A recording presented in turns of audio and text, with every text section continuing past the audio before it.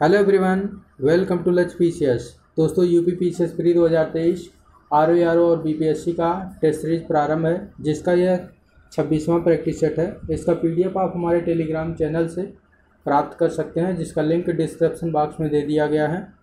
इसका प्लेलिस्ट भी बना दिया गया है, जहां आप प्रैक्टिस सेट नंबर 1 से लेकर के अभी तक क्रमबद्ध तरीके से सॉल्व कर सकते हैं।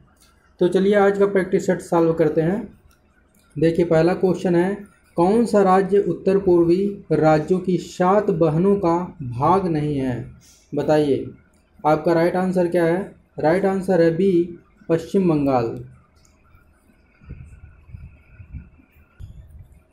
देखिए, जो पूर्वोत्तर भारत के 7 स्टेट हैं, अरुणाचल प्रदेश, असम, मेघालय, मणिपुर, मिजोरम, नागालैंड और त्रिपुरा, इसे संयुक्त रूप से 7 बहनों के नाम से जाना जाता है। राइट, पश्चिम बंगाल इसका हिस्सा नहीं है। चलिए नेक्स्ट क्वेश्चन देखते हैं। देखिए, दूसरा क्वेश्चन है, सोनभद्र जिले को संपर्क करती है। बताइए, सोनभद्र जिले को कितने राज्यों की सीमाएं संपर्क करती हैं? तो आपका राइट आंसर क्या हो जाएगा? 4 राज्यों की सीमाएं। देखिए, सोनभद्र मिर्ज़ापुर से 1989 में अलग हुआ था और 4 राज्यों की सीमाएं इससे संपर्क करती हैं। वो राज्य हैं छत्तीसगढ़, बिहार, मध्य प्रदेश और झारखंड। राज्यों का नाम याद रखिएगा, लगातार ये जो क्वेश्चन पूछा जाता है बहुत इंपॉर्टेंट है। चलिए नेक्स्ट क्वेश्चन देखते हैं। देखिए, तीसरा क्वेश्चन है, पुडुचेरी का क्षेत्र विभाजित पाया जाता है। बताइए, पुडुचेरी का जो क्षेत्र है कितने राज्यों में विभाजित है? तो 3 राज्यों में विभाजित है। आपका राइट आंसर क्या हो जाएगा? सी, तमिलनाडु, केरल और आंध्र प्रदेश। देखिए, जो आंध्र प्रदेश है, यहाँ पर पुडुचेरी का यानम क्षेत्र पाया जाता है और तमिलनाडु में कराईकल और पुडुचेरी वाला क्षेत्र पाया जाता है और माहे केरल में पाया जाता है। देखिए, व्याख्या में भी वही चीज़ बताया गया है, इसको पॉज करके आप लोग पढ़ लीजिएगा डिटेल में। चलिए चौथा क्वेश्चन देखते हैं। उत्तर पूर्वी भारत के पहाड़ी और जंगली क्षेत्रों में निम्नलिखित में से कौन सा एक प्रजातीय समूह पाया जाता है? बताइए, आपका राइट आंसर क्या है? राइट आंसर हो जाएगा सी, मंगोलायड। देखिए, पूर्वोत्तर भारत के पहाड़ी और जंगली क्षेत्रों में मंगोलायड प्रजाति के जनजातियां पाई जाती हैं।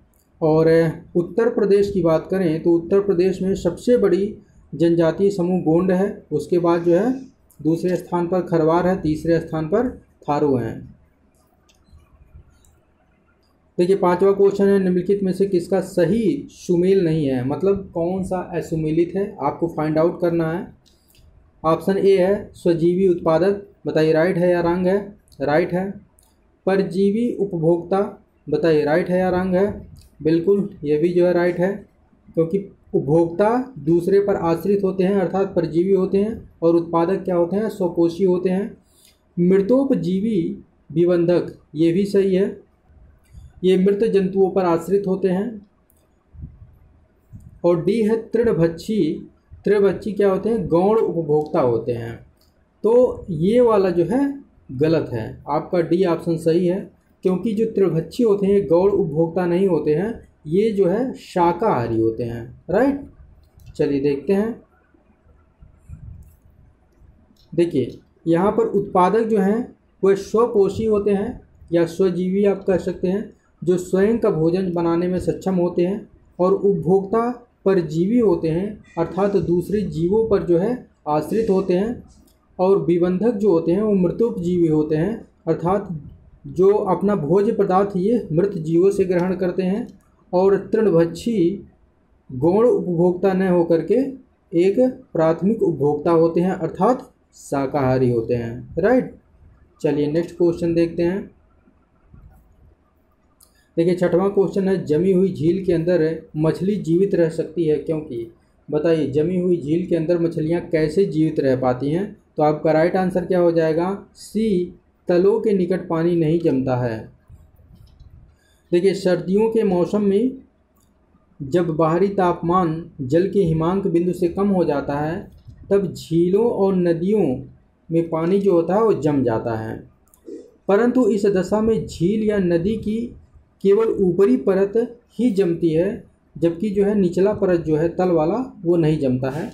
जहाँ पर मछलियाँ पाई जाती हैं, ठीक है, जिसकी वजह से मछलियाँ जीवित रह जाती हैं। 7वां क्वेश्चन है, सेब के फल में लाली का कारण क्या है? बताइए, सेब किस कारण से लाल रंग का दिखाई देता है? तो आपका राइट आंसर क्या हो जाएगा? एंथोसाइनिन के कारण। और लाइकोपिन के कारण टमाटर लाल दिखाई देता है। कैरोटीन के कारण जो है गाजर पीला दिखाई देता है। और जैंथोफिल के कारण हल्दी पीला दिखाई देता है। राइट, चलिए देखते हैं।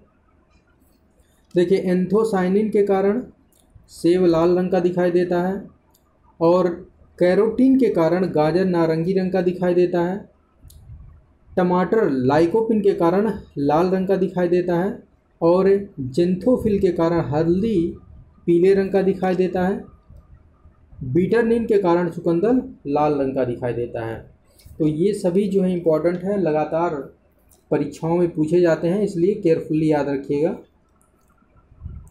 चलिए देखते हैं 8वां क्वेश्चन, पपीते में पीले रंग का कारण है। बताइए, पपीता क्यों पीला दिखाई देता है? तो आपका राइट आंसर क्या हो जाएगा? कैरिका जैंथिन के कारण।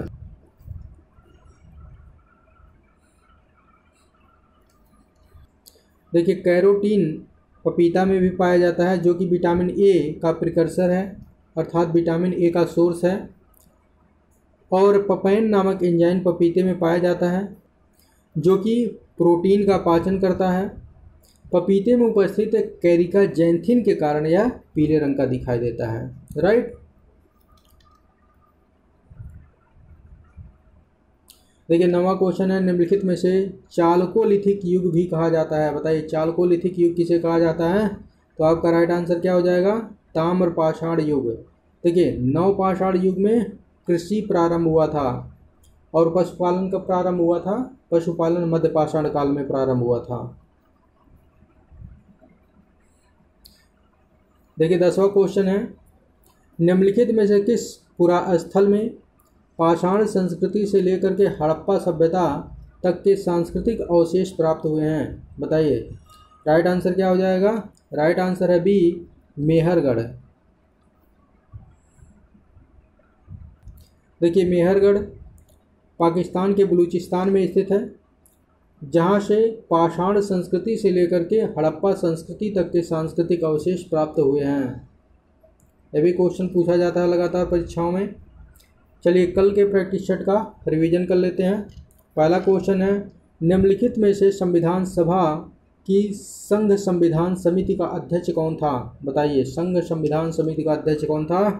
तो आपका राइट आंसर क्या हो जाएगा? राइट आंसर हो जाएगा सी, जवाहरलाल नेहरू। और प्रांतीय संविधान समिति का अध्यक्ष कौन था? सरदार वल्लभ भाई पटेल। देखिए दूसरा क्वेश्चन है, भारत के संविधान में उद्देशिका अर्थात प्रस्तावना का विचार लिया गया है। बताइए, उद्देशिका किस देश से लिया गया है? तो आपका राइट आंसर हो जाएगा यूएसए, संयुक्त राज्य अमेरिका से। और उद्देशिका की भाषा किस देश से ली गई है? तो उद्देशिका की भाषा ऑस्ट्रेलिया से ली गई है। देखिए तीसरा क्वेश्चन है, अंबेडकर की अध्यक्षता में संविधान सभा की प्रारूप समिति में कितने अन्य सदस्य थे? तो टोटल प्रारूप समिति में टोटल कितने सदस्य थे? 7 सदस्य थे। और अंबेडकर की अध्यक्षता में अन्य कितने सदस्य थे? तो अन्य 6 सदस्य थे। तो आपका राइट आंसर भी हो जाएगा, क्योंकि 7वें सदस्य कौन थे? अंबेडकर जी थे। चौथा क्वेश्चन है, संविधान सभा ने अंबेडकर की अध्यक्षता में प्रारूप समिति का गठन कब किया था? बताइए, प्रारूप समिति का गठन कब किया गया था? तो राइट आंसर क्या हो जाएगा? राइट आंसर है डी, 29 अगस्त 1947। और अंतरिम सरकार का गठन कब किया गया था? अंतरिम सरकार का गठन 2 सितंबर 1946 में किया गया था। और संविधान सभा की पहली बैठक कब हुई थी? 9 दिसंबर 1946 में। चलिए देखते हैं 5वां क्वेश्चन है, निम्नलिखित में से कौन सा सुमेलित नहीं है? बताइए, इलाहाबाद की संधि 1765 में। बताइए, राइट है या रॉन्ग है? बिल्कुल राइट है। मंगलौर की संधि कब हुई थी? 1784, बिल्कुल राइट है। मद्रास की संधि 1769, बिल्कुल सही है। शालवाई की संधि कब हुई थी? शालवाई की संधि 1780 के बजाय 1782 में हुई थी। कब हुई थी? 1782 में हुई थी। तो आपका राइट आंसर क्या हो जाएगा? सी। बाकी सभी सुमेलित हैं। डेट मैच कराने के लिए दे दिया जाता है, तो डेट याद रखिएगा, सन याद रखिएगा। देखिए 6वां क्वेश्चन है, बेगम समरू ने अति प्रसिद्ध चर्च का निर्माण करवाया था। बताइए, बेगम समरू ने कहाँ पर अति प्रसिद्ध चर्च का निर्माण करवाया था? तो आपका राइट आंसर हो जाएगा सरधना। सरधना कहाँ है? उत्तर प्रदेश के मेरठ में है। देखिए 7वां क्वेश्चन है, संविधान निर्मात्री परिषद की झंडा समिति का अध्यक्ष कौन था? तो राइट आंसर क्या हो जाएगा? राइट आंसर हो जाएगा राजेंद्र प्रसाद। राजेंद्र प्रसाद भारतीय संविधान के अस्थायी अध्यक्ष थे और इन्हें कब निर्वाचित किया गया था? 11 दिसंबर 1946 को इन्हें संविधान सभा का अस्थायी अध्यक्ष निर्वाचित किया गया था। राइट, तो डेट याद रखिएगा, डेट पूछा जाता है। 8वां क्वेश्चन है, भारतीय राजनीति व्यवस्था में इनमें से कौन सर्वोच्च है? बताइए, कौन सर्वोच्च है? तो राइट आंसर क्या हो जाएगा? बी, संविधान। संविधान सबसे सर्वोच्च है, क्योंकि संविधान से ही कार्यपालिका, विधायिका और न्यायपालिका तीनों को शक्तियां प्राप्त होती हैं, इसलिए संविधान सर्वोच्च है। 9वां क्वेश्चन है, एक मनुष्य के जीवन को पूर्ण रूप से धारण करने के लिए आवश्यक न्यूनतम भूमि को क्या कहते हैं? बताइए, राइट आंसर क्या है? राइट आंसर हो जाएगा बी, पारिस्थितिकी पदछाप। कल आप लोग डिटेल में पढ़ चुके हैं, आज रिवीजन करवाया जा रहा है।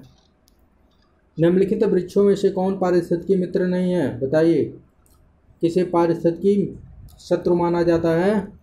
तो आपका राइट आंसर हो जाएगा बी, यूकेलिप्टस। कमीशन का उत्तर प्रदेश लोक सेवा आयोग का फेवरेट क्वेश्चन है, लगातार पूछा जाता है। देखिए ये क्वेश्चन आप लोगों के लिए है, इसका आंसर आप लोगों को कमेंट बॉक्स में देना है। मिलते हैं नेक्स्ट वीडियो में, तब तक के लिए जय हिंद, जय भारत।